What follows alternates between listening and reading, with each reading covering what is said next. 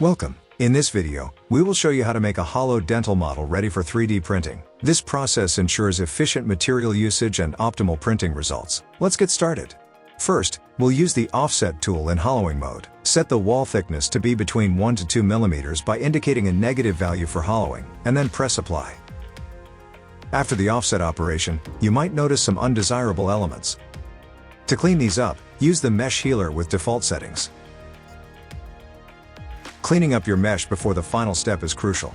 Now that the mesh is cleaned, let's stitch the two bottom holes together. Activate the Stitch Two Holes tool, select the borders of the two holes, and press apply.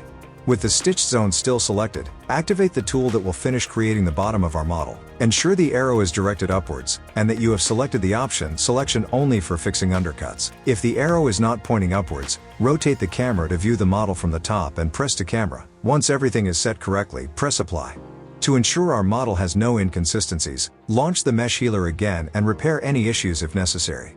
Finally, let's inspect our model to confirm it has been hollowed as expected.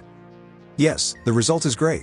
And there you have it. We've successfully created a hollow dental model ready for 3D printing. If you have any questions, feel free to explore our help section or reach out to our support team at support@meshinspector.com. Happy printing!